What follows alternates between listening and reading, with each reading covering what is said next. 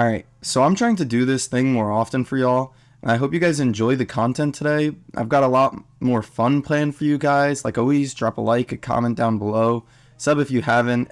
Right before we get into it though, I just wanted to thank y'all for supporting me, and I know I said I would be doing monthly, and then I changed to weekly, and I've been changing non-stop, but this is my declaration that I'm going to try and do better. So right here, this is going to start our weekly, hopefully, as long as nothing ruins my life within the next 48 hours, I'll already be working on the next video.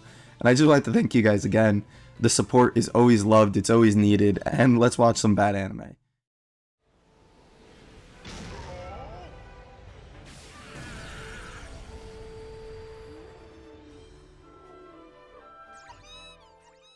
When you think about a pinnacle anime moment, or a character that never leaves your head, what comes to mind? Is Luffy fighting Kaido? Or Naruto versus Sasuke there? Maybe even Ichigo versus Aizen? The main trend is you don't think about a rundown power fantasy of an immortal kid with a sword that could change its weight at will. Neither do I. UQ Holder is nothing but a letdown. Peak bad anime. My friend who just got into anime went through the phase where he watches old random kids anime that were really bad and fueled by the main character being overpowered because he can syndrome. The UQ Holder was that diamond in the rough for him. UQ Holder follows our generic main character, Vampire Immortal Kid, whose grandpa is insanely overpowered and his foster parent turned him into a monster and raised him to stay human. Holy jeez, that's a lot to say. Good thing we're not here to talk about anything but one character and one scene. The two things that made this show feel alive for a minute. Going back to what I said before, if you were to think about pinnacle anime, how many of those were well written, long thought out, planned battles? How many were just fights that happened by chance? The most iconic fights usually have that pre-built up tension behind them. Big theatrical themes, and most importantly, a big tie into the rest of the series to make the fight seem more drawn in and boost its importance to the plot. Unfortunately, UQ Holder does none of that. No powers explained, no reason for anything to be happening, just one episode of insert some vague tech here and why it randomly matters in this world of immortals. Flash stepping lets you win arm wrestling.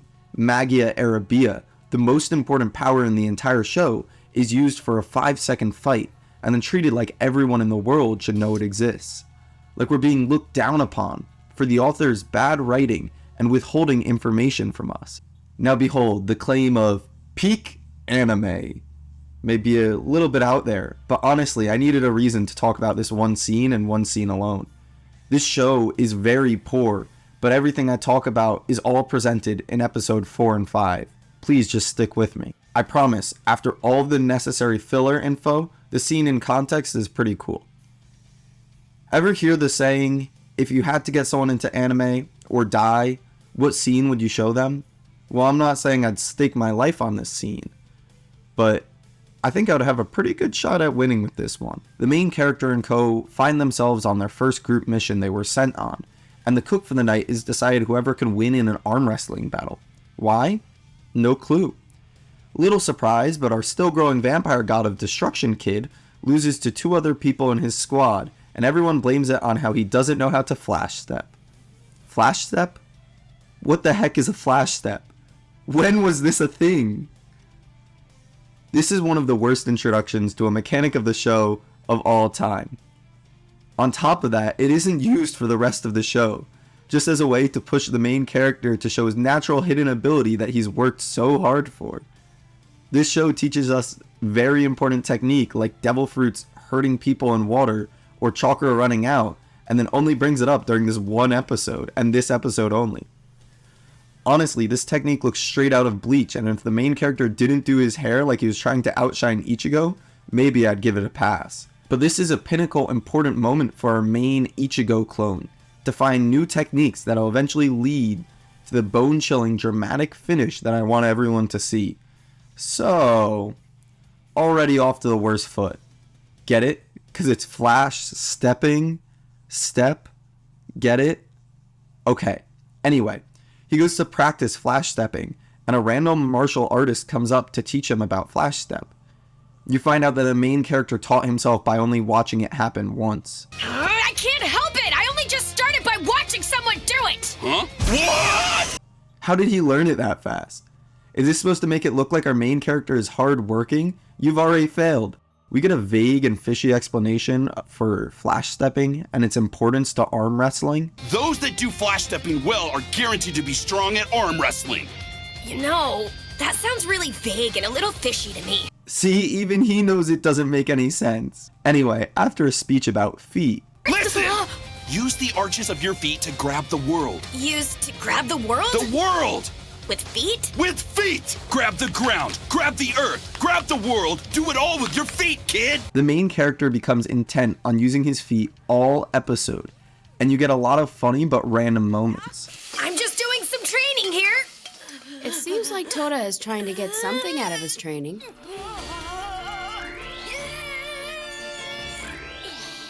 I want to use my feet too, Toda. Well, not bad there, kid. So what do they call you here?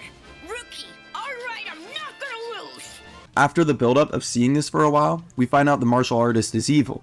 I found a kid in the slums with potential. He piqued my interest, so I've been teaching him a few things. Do not become too attached to those we're about to wipe out. Don't worry about me. I won't hold back at all. No, that's against the rules. And a furry. Come on. I wanted to mess around a bit more.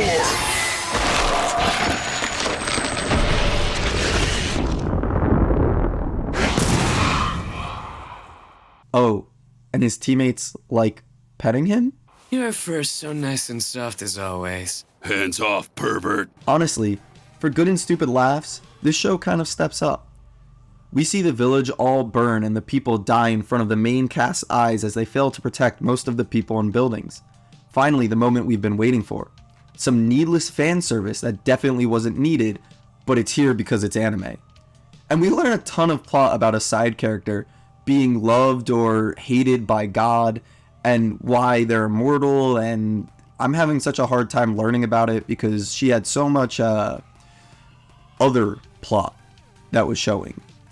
And it's hard to keep up with the Cursed One's immortals. It was all too confusing. We watch the main character die and... Wait, did I read that right? The main character dies? I thought he was an immortal vampire god. And wow, I guess I really didn't expect a low-tier show to do this and kill their main character in the 4th episode. Oh, wait. He just comes back angry and with magic powers? Generic Berserk anime power-up scenes because anime. The martial artist tells the main character he isn't in the job for money, only to fight strong opponents. I chose this life so I could fight disgusting monsters like you. All I want in life is to fight.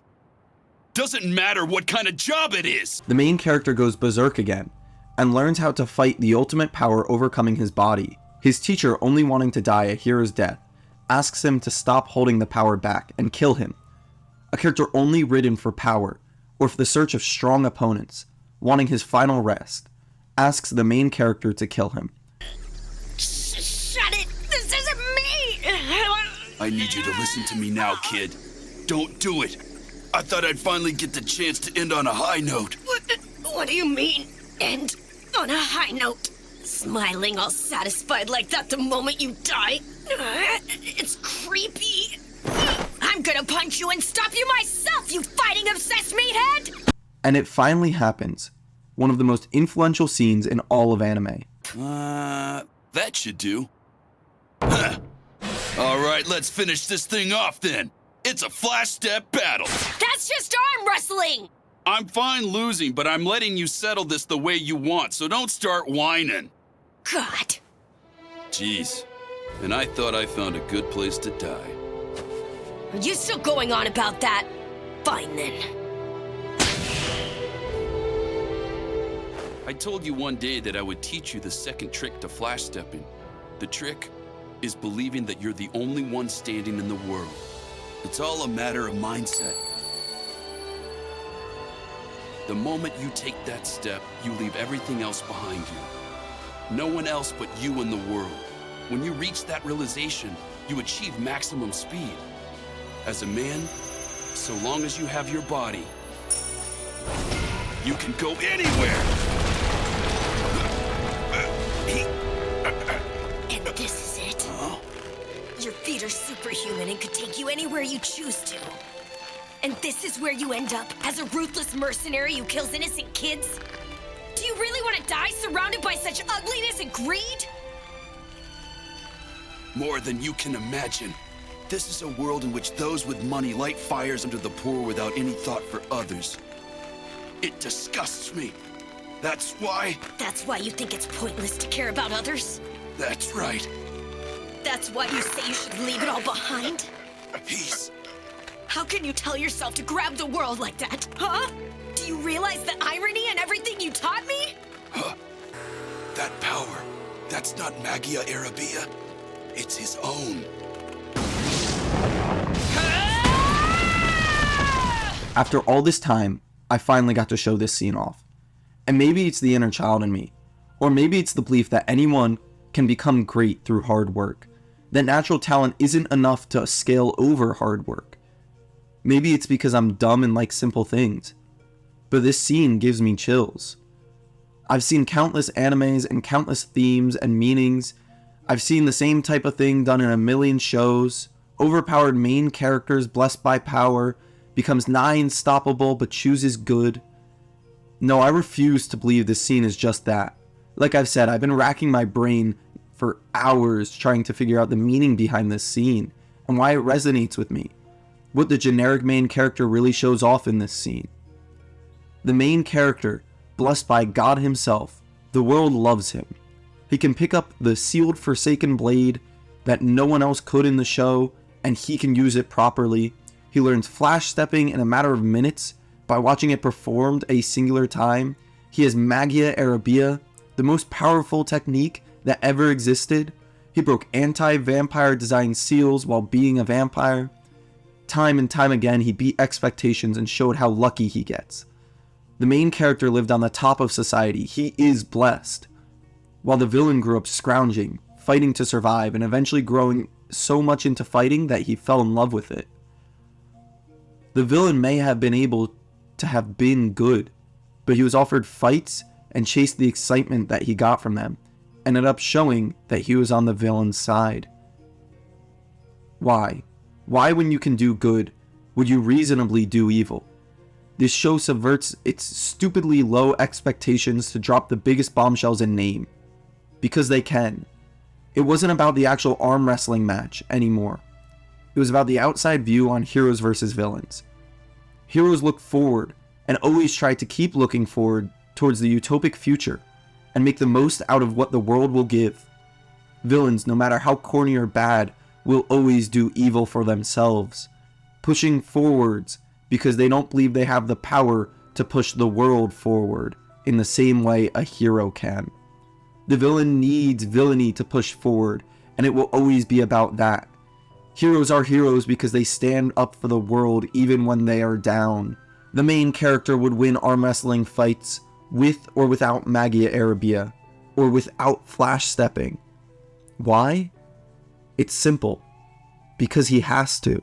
It's why Madara trying to bring eternal peace, or Kaido trying to find Joy Boy, is so compelling. They may be going about it the wrong way, but they want to change the world for the better.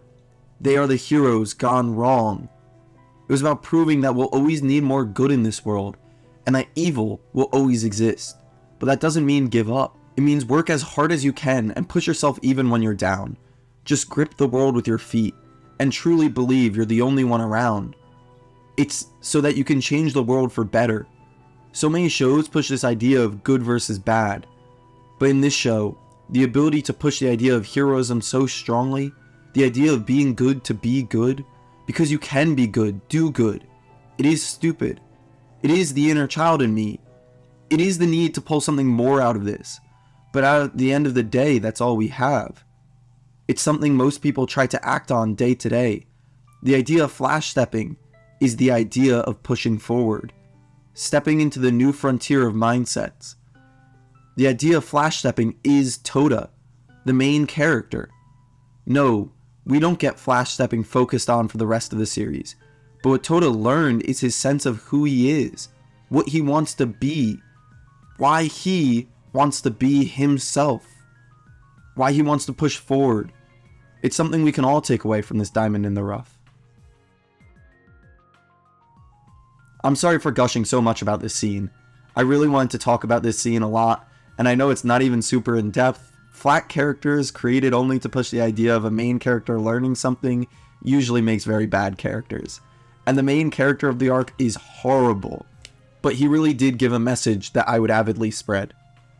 Just sometimes, live in your own little world, grab the earth by your feet, and keep moving forward to do good.